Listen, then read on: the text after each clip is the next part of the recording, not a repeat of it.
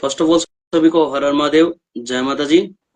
आज हम जिन शख्स के साथ विराजमान है, रीवा रियासत की जागीरी बडेरी से कुंवर देवान सिंह बघेल। हुक्म आपका स्वागत है। हुक्म जय माता दी। साफ साफ। हुक्म अपने कुछ प्रश्न होते हैं, आपकी बडेरी जो जागीर है उसको लेके ही कुछ प्रश्न होंगे। हुक्म तो निवेदन आप उन प्रश्नों को उत्तर देंगे, तो हम शुरुआत करते हैं। हुक्म आपकी आज्ञा हो जी तो। हुक्म जो बघेल शब्द है, तो उसके बारे में थोड़ा बताइए। सुनने को थोड़ा अटपटा है, बट लोगों को बताना भी जरूरी है, लोगों को कुछ पता भी चले। जी। बघेल शब्द की उत्पत्ति हम देखें तो व्याघ्रदेव महाराज से हुई है। व्याघ्रदेव सोलंकी वंश से ताल्लुक रखते थे और व्याघ्रदेव का एक लालन पालन जो है ना, वो माता व्याघेश्वरी ने एक शेरनी के रूप में किया था, जिसके कारण उनका नाम व्याघ्रदेव पड़ा और उनके वंशज बघेल कहलाए। आगे चल के सारे उनके वंशज जो थे वो बघेल के नाम से जाने जाने हुक्म हुक्म एंड हुक्म आपकी जो जागीरी है, कुछ उसके बारे में भी हमें बताइए कि किस प्रकार से, कैसे, क्या आपने बसाई, और कुछ समथिंग इंटरेस्टिंग। उसके बाद जो प्रश्न है हम वो और अलग से करेंगे। जी। बेसिकली जब चंदिया इलाका है हमारा एक रीवा रियासत के अंदर, वहां से जब हमारा बंटवारा हुआ, पहला बंटवारा बड़ेली माना जाता है। इनके पास पहले स्टार्टिंग में 32 गांव थे। जब ये बंटवारा हुआ तो हमारे जो पूर्वज थे कुंवर अहलाद थे, वो बड़ेरी आए। एक यहाँ पे एक पहाड़ है, उसके ऊपर इन्होंने एक महल बनवाया, जिसका नाम रखा गया नंद महल, जो कि अभी आज की डेट में पूरी तरह से विलुप्त हो चुका है, लेकिन एक मंदिर है वहाँ पे आज भी, जिसे नंद महल के नाम से जाना जाता है। इसी वर्ष में हमारे पूर्वज हुए लाल रणवत सिंह, उन्होंने जब गांव के अंदर एक सेंटर पे लोकेशन पे कंस्ट्रक्शन देखा कि कुछ लोग हुक्म घुसपैठ कर रहे हैं, वहाँ पे कंस्ट्रक्शन कर रहे हैं, तो वे जब गौर से देखने पे पता चला कि वो एक फोर्ट्रेस बन रही थी। और ये फोर्ट्रेस जो कि लोधी माल गुजर जो कहलाते हैं, उन्होंने बना रहे थे वो लोग। और फिर लाल रणवत सिंह ने अपनी सेना लेकर के नंद महल से बड़ेरी के किले या फिर गढ़ी जिसे हम कहते हैं, वहां के लिए कूच की और वहां युद्ध करके उस किले को जीता। लेकिन वो अर्ध निर्मित किला ही था। उनका हुक्म मानना ये था लाल रणवत सिंह का कि अगर वो किला पूरी तरह से बन जाता तो उसे जीतना मुश्किल हो जाता, इसलिए उन्होंने आधे निर्माण में ही उसे जीत लिया। और कुछ दीवारें जो लोधियों के समय की है वो आज भी उसी प्रकार से आधी बनी हुई है। और उसके बाद उसके अंदर के घेराव में जो है वो आज बडेरी का गढ़ी बना हुआ हुक्म हुक्म मैंने सुना है कि पूरे बघेलखंड के अंदर जो अ, उपाधियां, मैं बोल सकता हूँ कि उपाधियां थोड़े अलग तरीके से हैं, जैसे कि जो कि आप हमें बताएंगे। हुक्म है। जी। बेसिकली आप देखें तो राजस्थान में जो उपाधियां हैं और बुंदेलखंड में उपाधियां हैं, लगभग तो कुछ सिमिलर ही है, लेकिन कुछ एक दो उपाधियां ऐसी हैं जो राजस्थान में प्रयोग नहीं की जाती है। बुंदेलखंड में बेसिकली या तो रीवा रियासत हो और कोई भी रियासत हो, नागौर वगैरह, तो सब जगह जो जो राजपूतों में बेसिकली महाराज की उपाधि तो होती ही है। उसके बाद जो उसके अंडर में आते हैं, तो हम लोग बेसिकली लाल या लाल साहब की उपाधि से जाने जाते हैं। हुक्म लाल या लाल साहब, हमको लाल साहब की उपाधि दी गई है हमारे पूर्वजों को। और इसी तरह बघेलखंड में राव साहब, ठाकुर साहब, ये उपाधियां दी जाती हुक्म क्योंकि राव की उपाधि तो अपने क्षत्रियों में स्टार्टिंग से रही है। वो तो बात अलग है कि कुछ एक जाति विशेष है जो अब चोरी करने लग गई है ये उपाधि उनको। हुक्म मैं अगर सच बताऊं तो मेरे सामने कोई उन्हीं उसका बंदा कोई फेस टू फेस आके मिले, मेरे से बात कर लेना कि राव आप किस हिसाब से लगाते, तो हुक्म में बता नहीं सकते हैं। राव अपने ही रहा है, और एट प्रेजेंट राजस्थान हरियाणा में भी उपाधि है राव की, क्षत्रियों के लिए, राजपूतों के लिए। और आपके जैसे बता रहे हो, आपके उधर भी राव की उपाधि क्षत्रियों की रही है। वो तो अब धीरे धीरे करके लोग, वो ये ना कि हुक्म जब से इंटरनेट सस्ता हुआ है लोग चोरी करने लगे हैं, उपाधियां भी खुद को क्षत्रिय मानने लगे, फेक इतिहास, वंशावली, कुछ भी करके शिलालेख टाइप। एंड हुक्म मैंने सुना है कि एक महाराजा या राजा रहे हैं, उनकी कथा सुनिए, रोचक है काफी। मतलब एक बोल सकता हूँ मैं, एक उदाहरण है क्षत्रिय एकता का भी, जिन्होंने महाराणा सांगा जी का साथ दिया था। तो उनके बारे में प्लीज हमें बताइए। हमारे ही पूर्वज बांधवगढ़ के महाराज महाराजा विक्रम वीर सिंह देव हुए। उनका युद्ध जो था बैटल ऑफ खानवा उन्होंने लड़ा सन 1527 ईस्वी में। महाराणा सांगा का उन्होंने साथ दिया। वो जब उन्हें इस युद्ध के बारे में पता चला तो वो यहाँ से 4000 घुड़सवारों की सेना लेकर के उन्होंने बाबर के विरुद्ध ये युद्ध किया और महाराणा सांगा का साथ दिया। ये जो उदाहरण है वो एक उदाहरण नहीं है हुकम, ये प्रतीक करता है, लोगों को दिखाता है कि क्षत्रिय एकता के अंदर और आज के समय के अंदर लोग वंशवाद, क्षेत्रवाद, खुद को बड़ा दिखाना, ये चीजें, उन चीजों में लगे हुए हैं। ये बहुत अच्छा एक उदाहरण दिया है हुकम, हमारी नजरों से देखा जाए तो, और एक क्षत्रिय नजर की देखा जाए तो हुकम। हुकम मैंने ना एक अ, युद्ध के बारे में सुना है, काफी इंटरेस्टिंग युद्ध है, कि जिसमें ना काफी लोग हैं जो जिनको ढंग से इतिहास नहीं पता, सिकंदर लोदी को महान मानते हैं।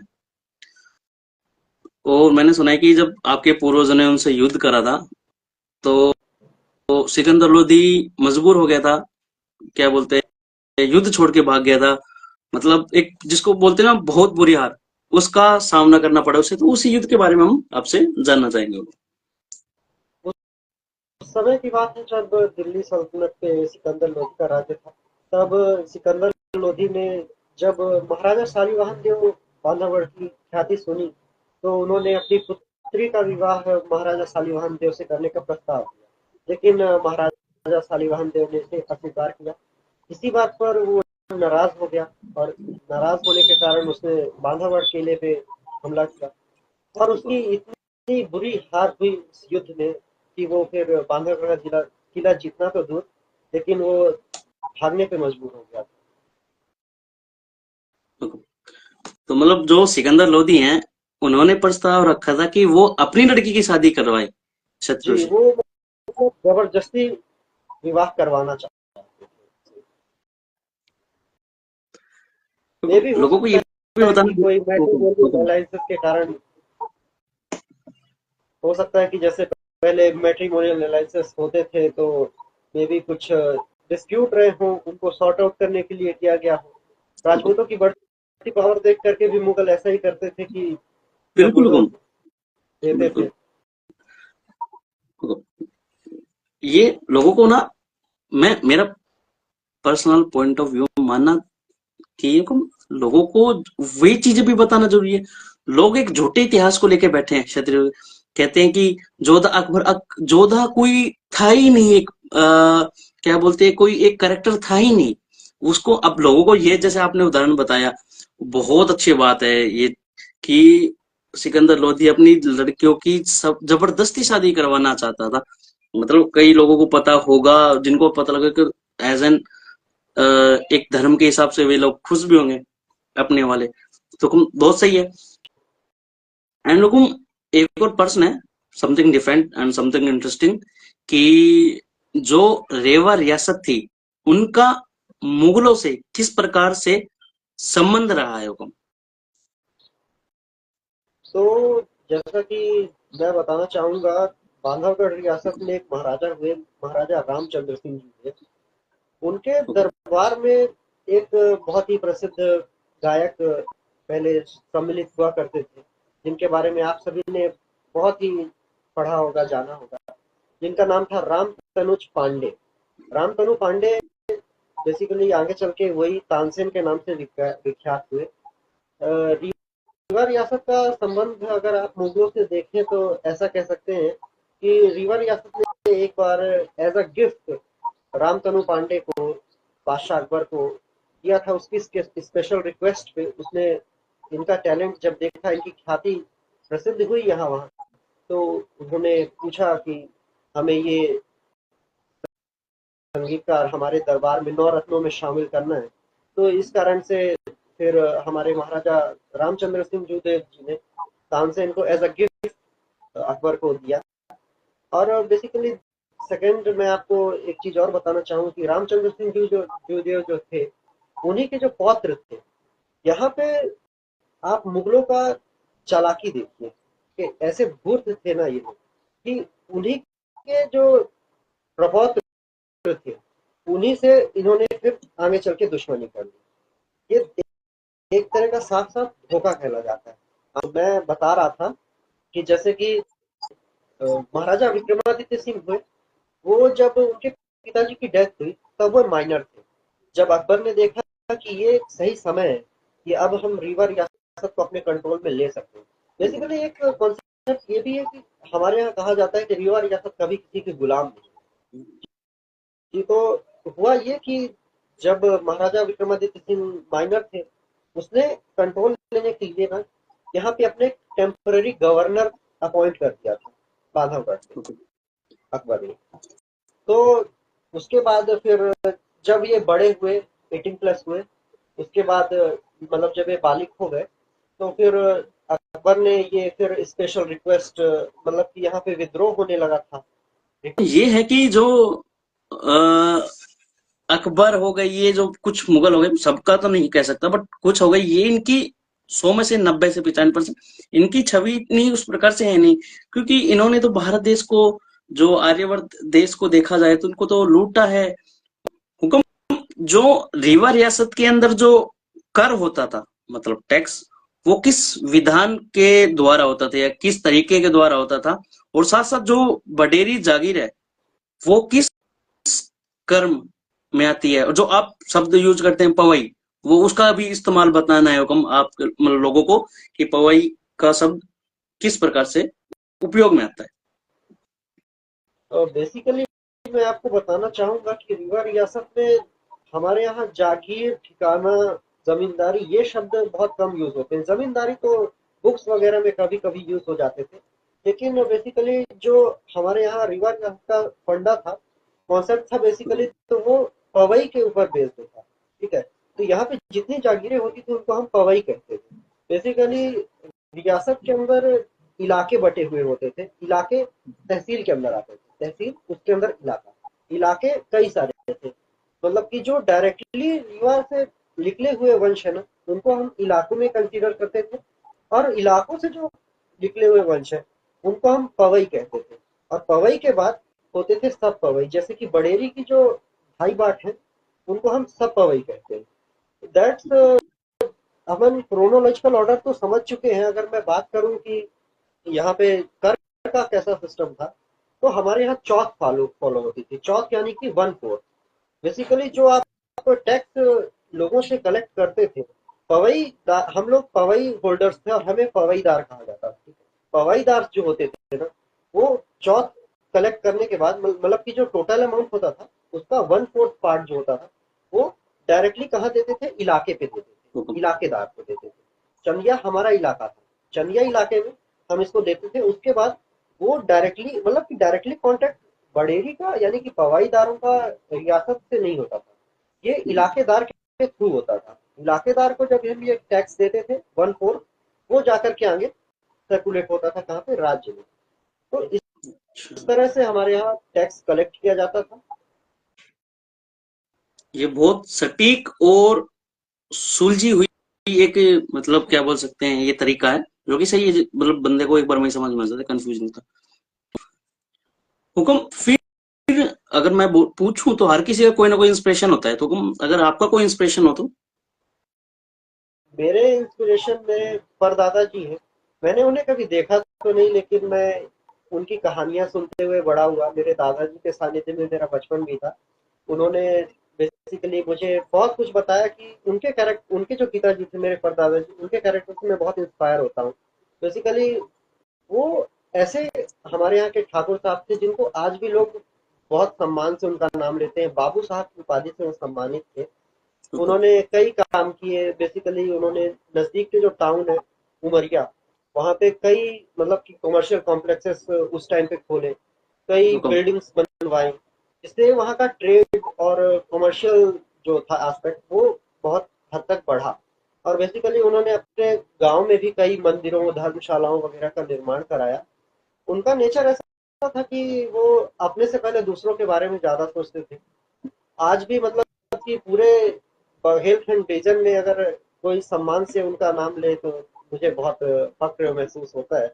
और मैं चाहता हूँ कि मुझे भी लोग कंसीडर करें, मतलब कि मैं उनकी गुण जो है अपने अंदर उतारना चाहता हूँ। हुकुम, हुकुम, जरूरी भी है हुकुम। जी। एंड हुकुम, एट प्रेजेंट अगर मैं बात करूं कि प्रेजेंट में क्या कर रहे हैं फिर आप अपने लोगों के लिए। जी, प्रेजेंट में बेसिकली मैं बताना चाहूँगा कि हमारे पिताजी जो हैं वो सामाजिक कार्यों में बहुत बढ़ चढ़ कर हिस्सा लेते हैं। लाल जितेंद्र प्रताप सिंह जी, जो कि प्रेजेंट ठाकुर साहब बड़े थे। और हमारे दादाजी, उन्होंने भी कई जगह जन स्वास्थ्य रक्षक का सम्मान प्राप्त किया है। उन्होंने बेसिकली मेडिकल फील्ड में भी बहुत कंट्रीब्यूशन दिया था। और मेरे बड़े दादाजी जो थे वो बड़ेरी के पहले सरपंच के तौर पे भी नियुक्त हुए थे। तो उन्होंने भी कई स्कूल वगैरह बनवाए। हुकुम, और हुकुम, एक आखिरी प्रश्न खत्म करके वो करते कि हुकुम इतिहास चोरी को लेके। जी, तो इतिहास चोरी को हम बेसिकली रोक ऐसे सकते हैं कि मैं सामाजिक स्तर पे तो अगर बात नहीं करना चाहूंगा, मैं इंडिविजुअल अगर मैं बात करूं कि एक इंडिविजुअल आदमी क्या कर सकता है इसको चोरी को रोकने से, तो इसके लिए अगर आपके पास नॉलेज होगा, basically knowledge is the key of success, ये तो आप सब जानते हैं। अगर नॉलेज होगा तो आप हर तरह के अंधकार को मिटा सकते हैं। उससे ज्ञान से अंधकार को मिटाया जा सकता है। और बेसिकली बच्चों को हमें ऐसा करना चाहिए कि बच्चों को क्या है ना कि अपने से बड़ों के सानिध्य में अपना बचपन जीना चाहिए। अपने से जो एल्डर थे उनके साथ बैठना चाहिए, पूर्वजों की कहानी सुननी चाहिए। जैसे कि बेसिकली मैंने भी बचपन में अपने बड़े दादाजी का मुझे को सानिध्य प्राप्त हुआ, तो मैंने उन्हीं से ये सारी जानकारी प्राप्त की। उनका सानिध्य था, मेरे हाथ मेरे सर पे था, तो बेसिकली मुझे जानकारी मिली। और जब तक आपको सही जानकारी नहीं मिलेगी तो आप दूसरों को सही जानकारी दे भी नहीं सकते, आप सर्कुलेट भी नहीं कर सकते। और आपके आगे कोई कुछ बोल भी देगा, आपको जानकारी ही नहीं रहेगी तो आप क्या करेंगे। तो basically if you have the right knowledge then you can make everything right. हुकुम, हुकुम, और अगर मैं सामाजिक स्तर पे बात करूँ तो सामाजिक स्तर पे तो आप लोग जैसे आपका कंट्रीब्यूशन है, मुझे बहुत पसंद आता है। आपका शो वगैरह मैं देखता रहता हूँ। तो बेसिकली सोशल मीडिया के थ्रू, आजकल तो सोशल मीडिया ही ऐसा माध्यम है जिससे आप अपनी आवाज़ लोगों तक पहुँचा सकते हैं। तो इसका सही उपयोग करके भी अपन जैसे कर रहे हैं, आप कर रहे हैं। और सामाजिक स्तर पे अगर बात की जाए तो राजपूत जो संगठन है, ठीक है, तो ये सब अगर कोई सांस्कृतिक कार्यक्रम वगैरह, डिबेट्स हो गया, ठीक है, इस तरह के कॉन्सेप्ट अगर लाए, बच्चों को अवेयर करें। बेसिकली बड़ों को समझाना इतना मुश्किल नहीं है जितना, मतलब बच्चे जो है ना लर्निंग फेज पे होते हैं। उनको हुकुम, अगर उस टाइम पे मोल्ड किया जाए, सही दिशा ली जाए, तो वो स्ट्रांग होंगे और अपना स्टैंड लेने में मजबूत रहेंगे। तो हुकुम, ऐसा हम कर सकते हैं। बिल्कुल। बहुत सही बात है और बहुत सही उदाहरण दिया हुकुम। हुकुम, आपने अपना समय दिया अपने लोगों को। हुकुम, आपका तहे दिल से धन्यवाद हुकुम। आज्ञा लेना चाहेंगे हुकुम आप। हुकुम, जी, हर हर चलो, महादेव, जय माता दी। चलो।